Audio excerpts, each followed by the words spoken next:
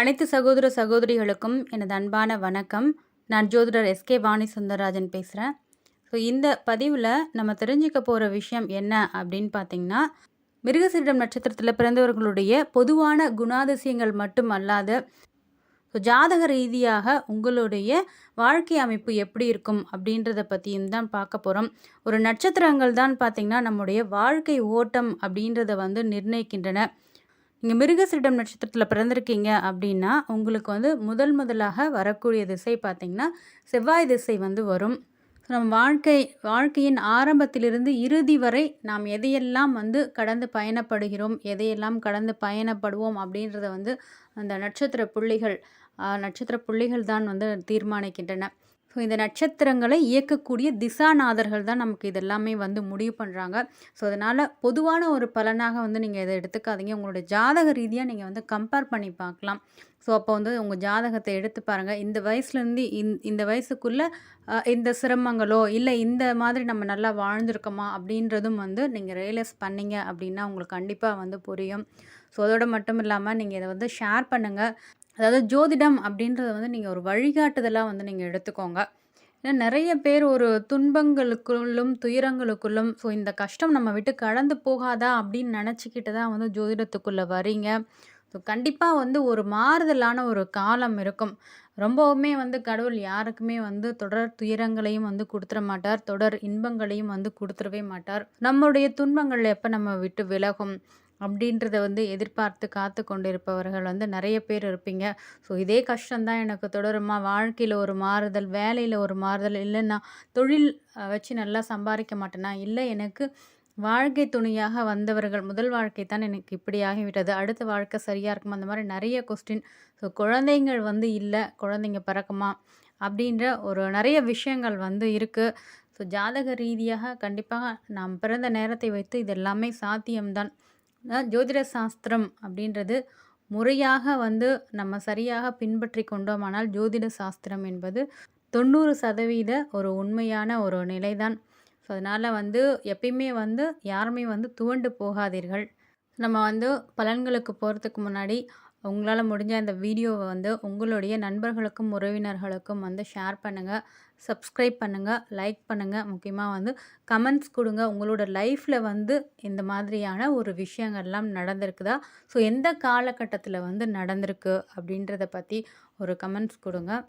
மிருக அப்படின்னு சொல்லுவோம். மிருக அப்படின்னா மான், சீர்ஷம் அப்படின்னா சிரசு இல்லைன்னா தலை அப்படின்னு சொல்லுவோம். மானுடைய தலை மாதிரி தோற்றமளிக்கிறதுனால இந்த நட்சத்திரம் மிருக சீரிஷம் அப்படின்ற பெயர் இந்த நட்சத்திரத்திற்கு உண்டு. நட்சத்திரத்தின் அதிபதி செவ்வாய். மிருகசீரிடம் நட்சத்திரத்தின் முதல் 2 பாதங்கள் ரிஷப ராசியில் வரும். அதாவது சுக்கிரனின் ஆதிக்கத்திற்கு உட்பட்ட நட்சத்திரங்கள். அடுத்த 2 பாதங்கள் பார்த்தீங்கன்னா மிதுன ராசியில், அதாவது மிருகசீரிடம் 3, 4ஆம் பாதங்களில் பிறந்தவர்கள் மிதுன ராசியில் பிறந்தவர்களாக இருப்பீர்கள். பொதுவாகவே இந்த செவ்வாயுடைய நட்சத்திரத்தில் பிறந்தவங்களுக்கு எப்பயுமே இளமையாக இருக்கிறது பிடிக்கும், உற்சாகமாக இருக்கிறது, மகிழ்ச்சியாக இருக்கிறது, அதே மாதிரி புத்தி கூர்மை அதிகமாக இருக்கிறது, பேச்சு திறமையும் உங்களுக்கு அதிகமாக இருக்கும்.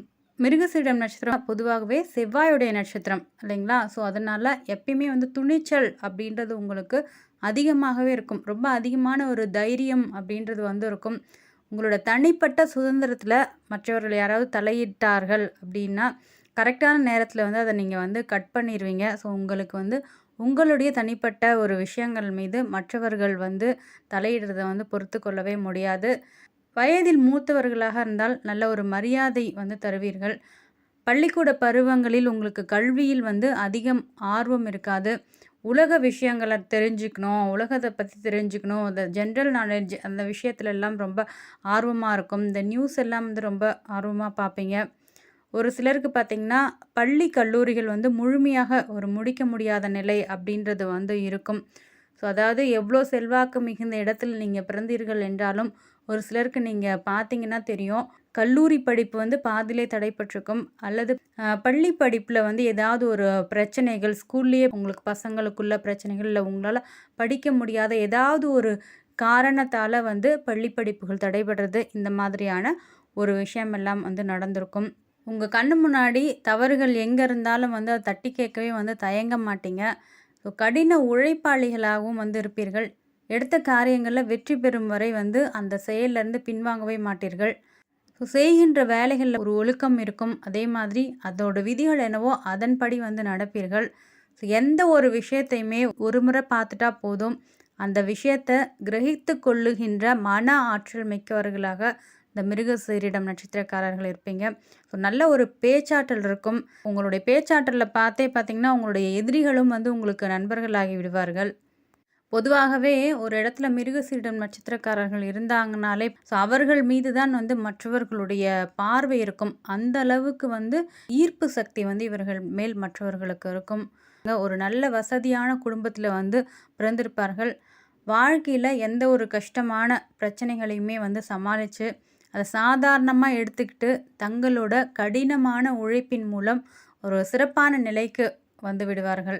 திருமணத்தை பொறுத்த வரைக்கும் மிருகசீரிடம் நட்சத்திரக்காரர்களுக்கு அவர்கள் விருப்பம் போல் வந்து திருமணம் ஆவதற்கான வாய்ப்புகள் அதிகம். ஸோ இவர்களுக்கு வருகின்ற ஒரு வாழ்க்கை துணை அப்படின்றவங்க பார்த்திங்கன்னா செட்டிலான ஒரு ஃபேமிலியிலேருந்து வருவாங்க. அதாவது நல்ல அவர்களுக்கு வந்து வாழ்க்கை துணைக்கு நல்ல பொருளாதார வசதி அப்படின்றது வந்து இருக்கும். பொதுவாகவே குழந்தைகள் மேலேயும் சரி வாழ்க்கை துணை மேலேயும் சரி ஒரு நல்ல பாசம் பற்றுதல் அப்படின்றது வந்து இவர்களுக்கு இருக்கும். ஆனால் கொஞ்சம் அவசர புத்தி மட்டும் வந்து இருக்கும். அப்படியே எடுத்து சட்டுன்னு முடித்தோம் செய்தோம் அப்படின்னு ஒரு சில விஷயங்களில் வந்து தங்களுடைய அவசரத்தன்மையை காட்டிக்கொள்வீர்கள் ஸோ அதையெல்லாம் வந்து குறைத்து கொண்டால் கொஞ்சம் வாழ்க்கையில் வந்து மேன்மை அப்படின்றது வந்து இருக்கும். ஒரு சில நேரங்களில் பார்த்திங்கன்னா ஒரு ஆழமான சிந்தனை திறன் அப்படின்றது வந்து இருக்கும். இருந்தாலும் ஒரு சில காலகட்டங்களில் உங்களுடைய அவசரம்தான் வந்து உங்களை வந்து பின்னோக்கி தள்ளிவிடும். ஸோ அதனால் கொஞ்சம் வந்து அவசரப்படாமல் இருக்கிறது அப்படின்றது மிருகசீரிடம் நட்சத்திரக்காரர்களுக்கு மேன்மை உண்டாக்கும். மிருகசீரிடம் நட்சத்திரத்தில் பிறந்தவர்கள் ரெகுலராக வந்து ஒரு சில வழிபாடுகளை வந்து நீங்கள் வச்சுக்கிறது நல்லது. ஏன்னா உங்களுடைய ராசி நட்சத்திரத்தின் அமைப்பை பொறுத்து வாழ்க்கையில் உங்களுக்கு ஏதாவது ஒரு நல்ல விஷயம் நடக்க போகுது. ஒரு திருமணம் ஆகட்டும், புதுசாக ஏதாவது ஒரு வண்டி வாங்குறீங்க, இல்லை புதிதாக ஒரு வேலை கிடைக்கிறது, இல்லை வந்து நீங்கள் கல்வியில் வந்து அடுத்த கட்டத்திற்கு போகணும் நினைக்கிறீங்க அப்படின்னா ஸோ சில வழிபாடுகளை வந்து நீங்கள் எப்பயுமே வந்து தவறாமல் வந்து அதை வந்து பண்ணிக்கிட்டே இருக்கணும். நீங்கள் ரிஷப ராசியில் பிறந்திருந்தீங்க அப்படின்னா வெள்ளிக்கிழமைகளில் மகாலட்சுமி படத்துக்கு முன்னாடி தீபம் ஏற்றி பழம் உங்கள் வீட்டில் என்ன பழம் 2 வாழைப்பழங்கள் கூட வைத்து வழிபடலாம். பழங்கள் வைத்து மகாலட்சுமி படத்தின் முன்னாடி தீபம் ஏற்றி வழிபடுவது உங்களுக்கு நல்ல ஒரு முன்னேற்றங்களை ஏற்படுத்தும். அதே மாதிரி வெள்ளிக்கிழமைகளில் நவகிரக சன்னதியில் இருக்கின்ற சுக்கிர பகவானுக்கு எதையாவது ஒரு இனிப்பை வந்து நீங்கள் நைவேத்தியம் பண்ணலாம். அது வெள்ளை நிறமாக இருக்கிறது அப்படின்றது வந்து ரொம்ப சிறப்பாக இருக்கும். நீங்கள் வந்து மிருகசீரிடம் 3, 4ஆம் பாதங்கள் அதாவது மிதுன ராசியில் பிறந்திருந்தீங்க அப்படின்னா செவ்வாய்க்கிழமைகள் மாதந்தோறும் கிருத்திகை சஷ்டி எல்லாம் வரும் பார்த்தீங்களா.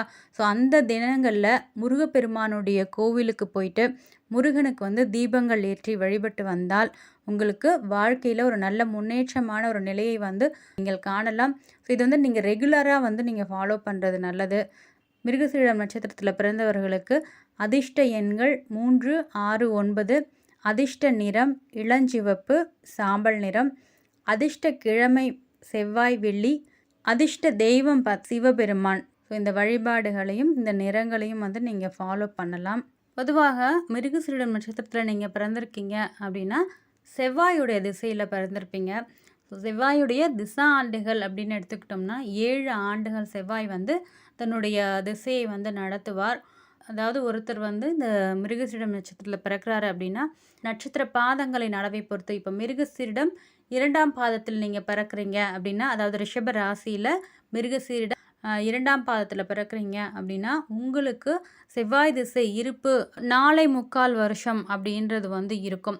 சரிங்களா. இதை வந்து நம்ம 4.5 வருடங்களாக எடுத்துக்கலாம்.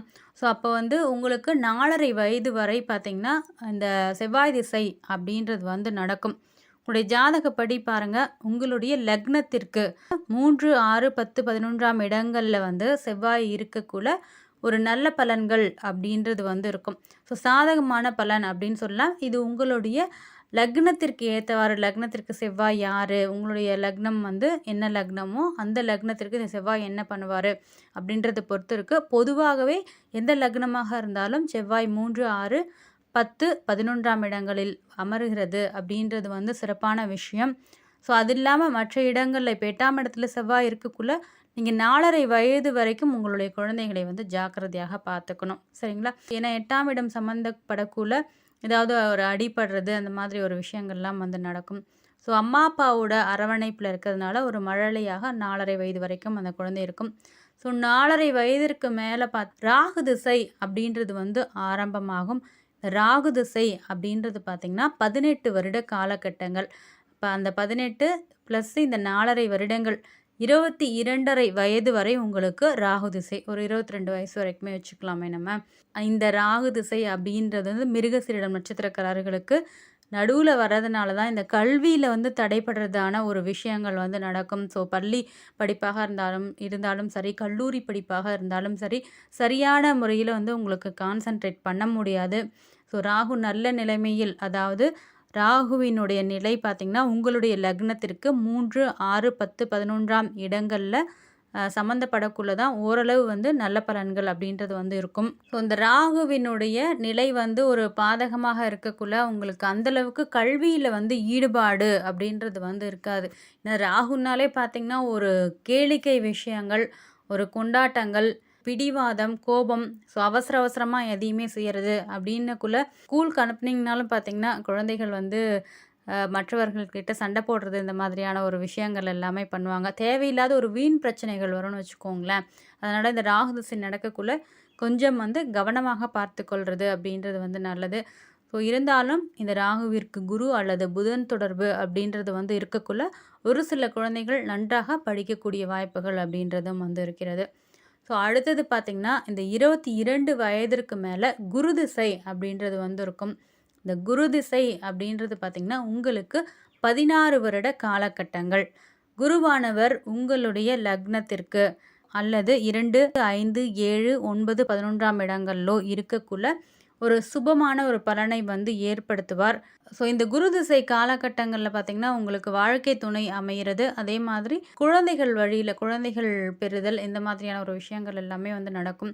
ஸோ வேலைகள் ஒரு சிலருக்கு பார்த்திங்கன்னா, வேலைகளோ தொழிலோ சரியாக அமையாத நிலை வந்து இருக்கும். அடுத்ததாக வருகின்ற சனி திசையில் பார்த்திங்கன்னா, ஒரு மிகப்பெரிய ஒரு தொழிலை வந்து அமைத்து கொடுத்து விடும். ஏன்னா ஒரு சிலருக்கு குருவானவர் வந்து வாழ்க்கை துணையையும் குழந்தைகள், அதாவது சம்பந்தப்பட்ட விஷயங்களை வந்து நல்லது பண்ணிடுவார். உத்தியோகம், வேலை சம்பந்தப்பட்ட ஒரு விஷயங்களில் வந்து நிரந்தரமாக ஒரு வருமானத்தை வந்து தரக்கூடிய அமைப்பை தராமல் இருப்பார். ஸோ அந்த வகையில் பார்த்திங்கன்னா, இந்த 38 வயதிற்கு வரைக்கும் பார்த்திங்கன்னா உங்களுக்கு குரு திசை இருக்கும்.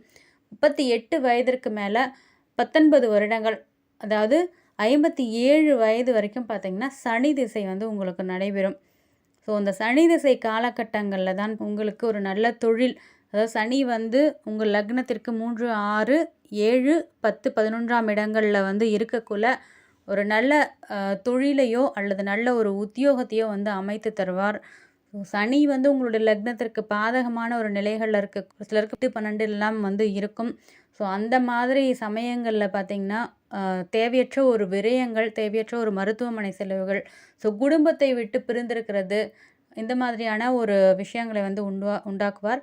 அதுவும் இல்லாமல் நிறைய அனுபவங்கள், நிறைய படிப்பினைகள் வந்து ஏற்படக்கூடிய காலம் சனி திசையாக வந்திருக்கும். உங்களுக்கு வந்து இந்த சனி திசை ஆரம்பத்திலே வந்து நல்லா இருக்குது அப்படின்னா, பின்னாடி வந்து உங்களுடைய கர்மாக்கு ஏற்ப பலன்களை வந்து கொடுத்து விடும். ஸோ சனி திசை ஆரம்பித்ததுலேருந்தே உங்களுக்கு ரொம்ப கஷ்டமாக இருக்குது அப்படின்னா, அந்த 10 வருடங்களுக்கு அப்புறம் பார்த்திங்கன்னா, சனி பகவான் தன்னுடைய நல்ல பலன் அப்படின்றத வந்து அளிப்பார். இந்த நல்ல பலன் அப்படின்றது பார்த்திங்கன்னா, உங்களுடைய கர்மாவின், உங்களுடைய விதிக்கு ஏற்பத்தான் வந்து இருக்கும். அடுத்தது 58 வயதிற்கு மேல் 17 வருடங்கள் புதன் திசை அப்படின்றது வந்து நடக்கும். அதாவது உங்களுடைய 75 வயது வரைக்கும் இந்த புதன் திசை அப்படின்றது வந்து நடக்கும். ஸோ புதன் வந்து நல்லா இருக்கிற பட்சத்தில் கண்டிப்பாக, ஏன்னா வந்து இப்போ நீங்கள் மிருகசீரிடம் 3, 4ஆம் பாதங்கள்லாம் வந்து பிறந்திருந்தீங்க அப்படின்னா, புதன் வந்து உங்களுக்கு ராசி அதிபதி ஆகிடுவார் இல்லையா?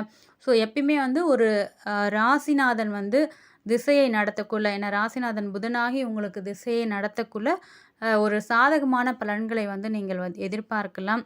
அதுவும் இல்லாமல் புதன் வந்து உங்களுடைய லக்னத்திற்கு 2, 4, 5, 7, 9, 10, 11ஆம் இடங்களில் இருக்கக்குள்ள ஒரு சாதகமான பலன்கள் அப்படின்றது வந்து இருக்கும். ஸோ இவ்வளோ நாள் ரொம்ப நாள் அடிபட்டு இருந்தவர்களுக்கு கூட இந்த புதன் திசையில் வந்து மீண்டு விடுவார்கள். ஏன்னா புதன் பார்த்திங்கன்னா வித்தைக்காரகன், வியாபாரத்திற்கு வந்து உகந்த கிரகம்.